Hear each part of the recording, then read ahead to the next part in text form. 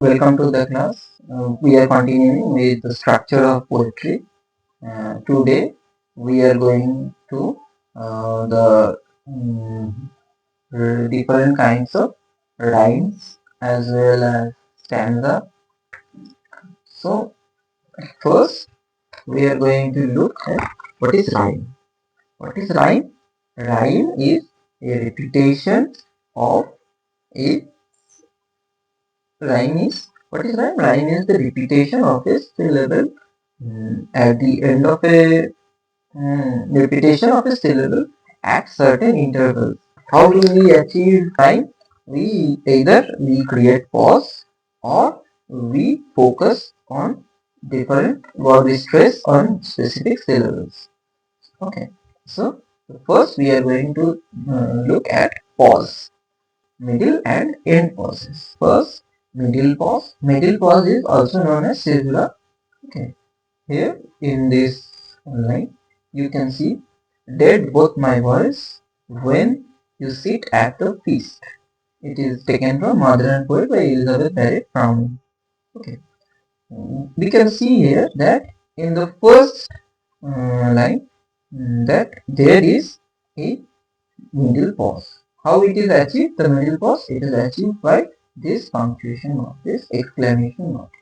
Okay, caesura or middle pause are always shown by a punctuation mark, either by a comma or this kind of, or a full stop or any punctuation mark. Okay, this can be many times. Okay. Here you can see why caesura is done. Caesura is done to break the poem into parts. Here you can see the poem is broken into three parts. There are two caesura. Actually, this is also a initial caesura. This is a middle caesura, as well as we can say that it is the initial caesura because it is at the beginning of the poem, but it is also in the middle of the poem. Then we have the end caesura. Here we can see to tell one's name the livelong June to an admiring bog. This is from I'm Nobody Who Are You by Emily Dickinson. Okay. Here you can see that there is a middle pause, that is caesura, and there is a end pause at the end of the verse. Okay. You can see what this does. This pause, it actually takes us to the next line. Next line, so we have to, when there is an end pause at the end of a verse, we have to continue to the next line. Then only we will get the full meaning, get the full sentence. Okay, now we are going into types of rhymes, and the basic form of rhyme is alliteration. What is alliteration? It is the repetition of initial consonant sounds. We have to understand that alliteration is a feature of English language that came from the Anglo-Saxon period. That is the origin of English. In Anglo-Saxon poetry, we find alliteration. But in the later period, when the French language influenced the English literature, then we find that the stress-based meter system came into being.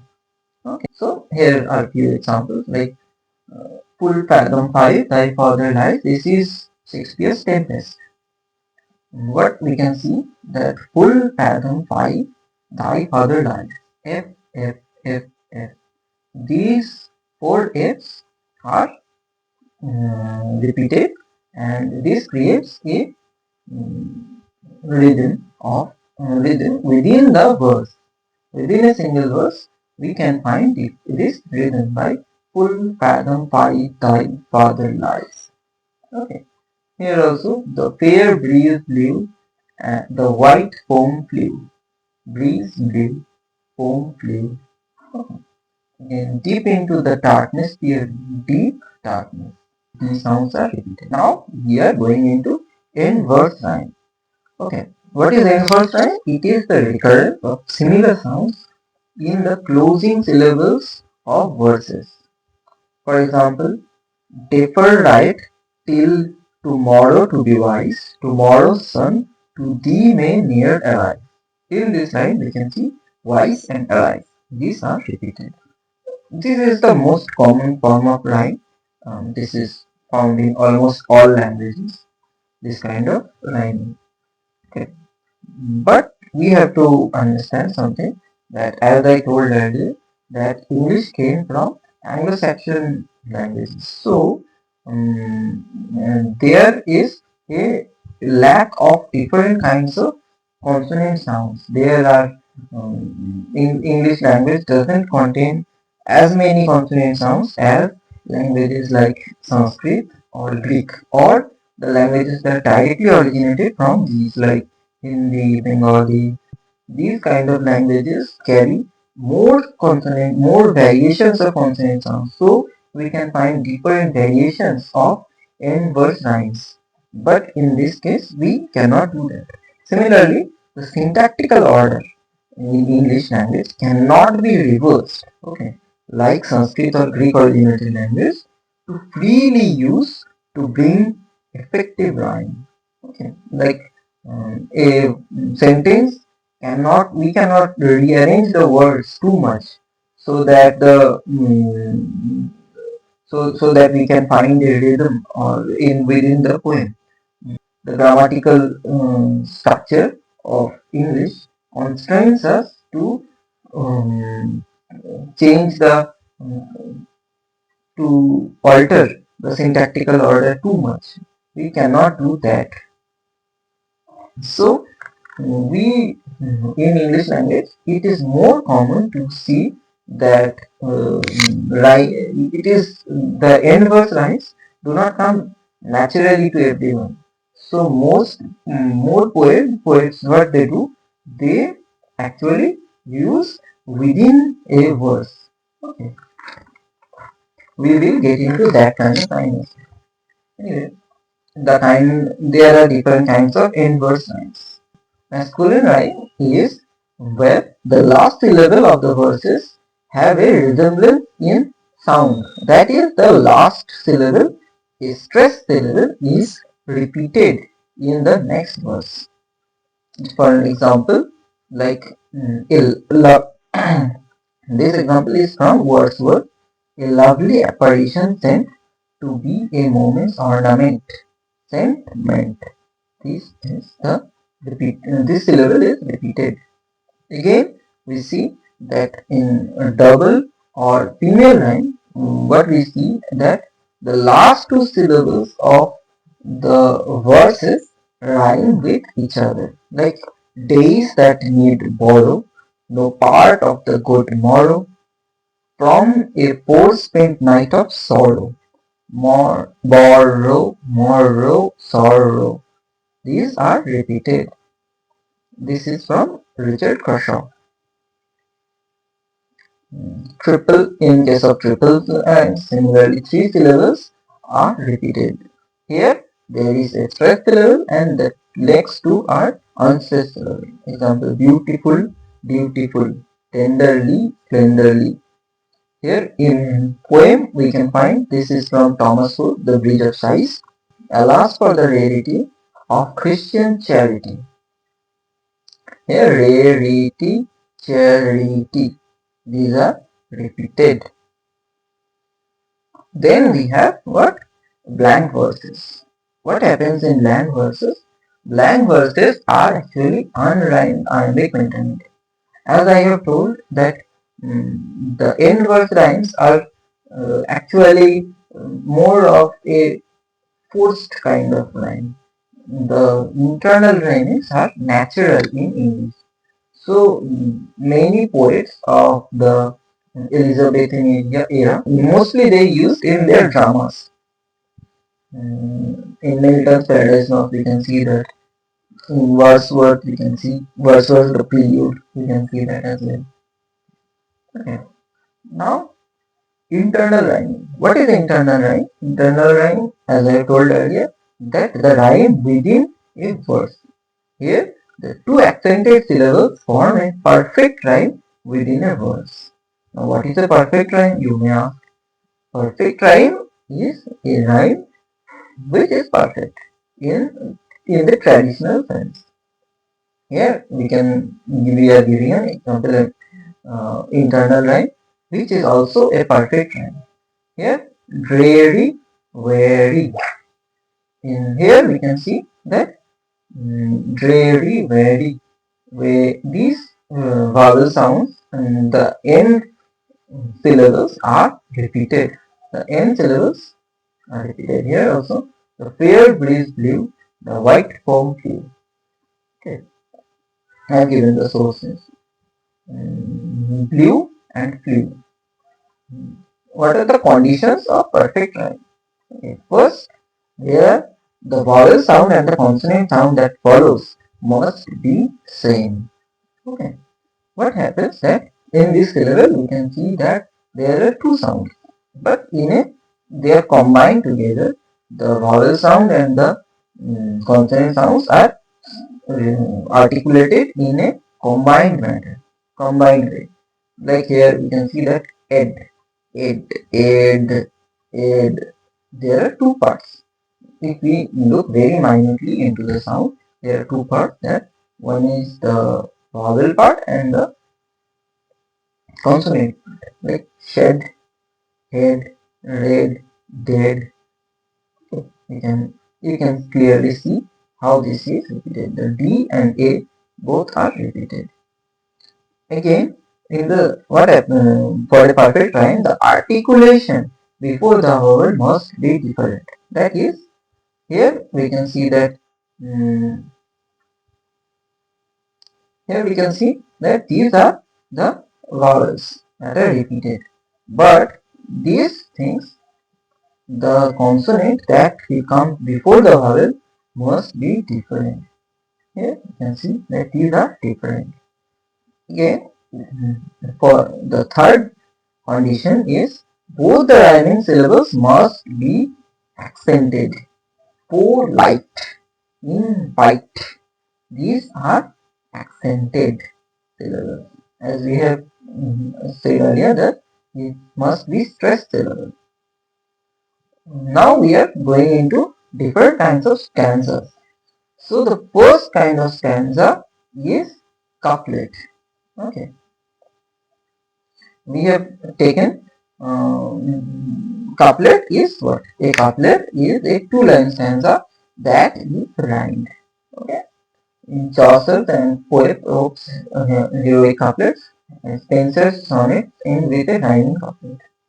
Okay, Shakespeare's sonnet end with a rhyming couplet. We will do all these things later on when we do different poetry types. The lady's name admired I have heard, would shudder at a wicked word. See, word heard. So the end part is rhyming, and these are two verses. So this is a example of couplet. This is from Interview by Dorothy Parker. Then there is triplet. In a triplet there is similarly three-line stanza with the rhyming scheme of AAA. Then there is, here is an example of two triplets.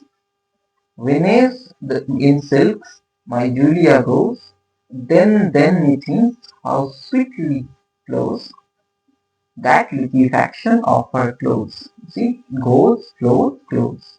Here, these are a triplet. Again, here we see. Next, when I cast mine eyes and see that brave vibration which will free, oh how that glittering taketh me. See, free me. Okay, this is not actually perfect rhyme, but these are rhymes. Okay, this is taken from Upon Julius Close by Robert Hill. We are getting into quatrain. What is a quatrain? Quatrain is a four-line stanza. Okay. Simple. Quatrain is a four-line stanza. That's the only quality that we need to know about quatrain. Now, there are actually four types of quatrain. Okay. First is gay stanza. What is a gay stanza?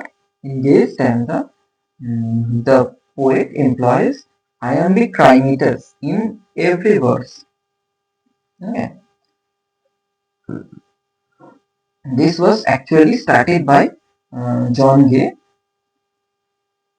Then there is Tennysonian stanza. In Tennysonian stanza, we find iambic tetrameter instead of iambic trimeter. Tennysonian stanza was written by was extensively written by Alfred Tennyson. Okay, in Elegiac stanza, each verse contains iambic pentameter. Okay. Earlier was iambic tetrameter. This is iambic pentameter. Now ballad stanza. What happens in ballad stanza? This is a unique thing. It was actually used in old ballads. They are essentially couplet of iambic heptameter, but the middle caesura breaks each verse into two parts. So we write it as a quatrain, but it is actually a couplet. Okay, it is actually a couplet of iambic heptameter, but we write it as a quatrain. And here what we find that the caesura breaks into two parts, and the caesura falls after the fourth foot. So the couplet becomes a quatrain of iambic tetrameter and a trimeter alternatively. This was used in John Gilpin by Cowper. So Coleridge also used in Rhyme of the Ancient Mariner. The English church service meter also follows this ballad stanza. Now we are getting into quintet. What is quintet? It is a 4-line poem or a 4-line stanza. Here we can see this is taken from Day Hennep by G.H. Lawrence. And at last I know my love for you is here. I can see it all. It is whole like the twilight. It is large, so large I could not see it before. Because of the little lights and flickers and interactions, troubles, anxieties and pains. Okay. This is a Quintain. We can find the rhyme scheme here. We can write it as A, this as A, here before. Twilight, this is B, here it is C. Interactions, pains. These are not perfect rhymes, but still these are rhymes. So the rhyme scheme is A, B, A, C, C. Okay. There is no specific rule for a quintet for the rhyme scheme of quintet, but it can be different for different things. Now, sestet and octet. We are not going too deep into it because we will do sestet and octet when we will do sonnets. So, sestet and octets are actually sestets are stanzas with 6 verses, 6 lines, and octet are stanzas with 8 lines. That's all. Now, Ottava Rima. What is Ottava Rima? It is a stanza with 8 heroic verses, 6 rhyming alternatively, and the last 2 in succession. Okay, this was actually borrowed from Italian poetry. It is seen in Byron's Don Juan, and here in case there is an example from Isabella or the Pot of Basil by John Keats. He knew whose gentle hand was at the latch before the door had given her to his eyes, and from her chamber window he would catch her beauty further than the falcon's sight, and constant as her whispers would he watch, and constant as her whispers would he watch, because her face was turned to the same skies, and with sick longing all the night outwear to hear her morning step upon the stair.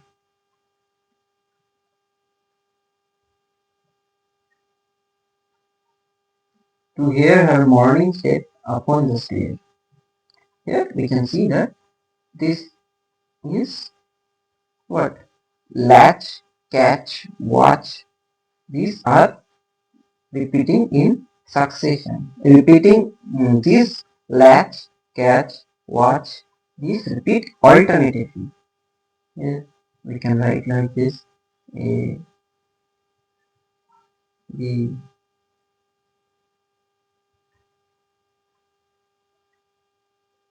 B. But here is a C, where here. Okay, this is an Ottava Rima. Then there is Spenserian Stanza. What happens in a Spenserian Stanza? It contains 8 iambic pentameters followed by an Alexandrine. What is an Alexandrine? Alexandrine is an iambic hexameter. Okay. Here we have taken this from Edmund Spenser's The Fairy Queen, Book 1, Canto 1. Okay. Let me read out the poem. A gentle knight was pricking on the plain, he clad in mighty arms and silver shield, wherein old dents of deep wounds remain, the cruel marks of many a bloody battle, bloody field, yet armies till that time did he never yield, his angry steed did chide his foaming bit, as much disdaining to the curb of to yield. Full jolly, full jolly night he seemed, and fair did sit, as one for nightly jests and fierce encounters sit. Here we can find that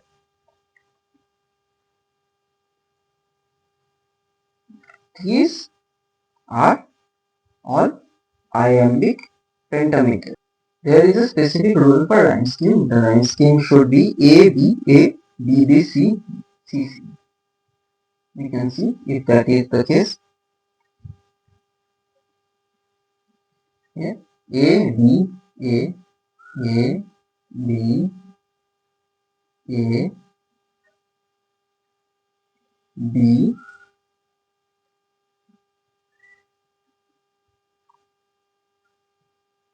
C, B, C, C, C. So this is the rhyme scheme A, B, A, B, B, C, B, C, C. This rhyme scheme must be maintained in a Spenserian stanza. And the first 8 lines are iambic pentameters, and the last one is an iambic hexameter or an Alexandrine.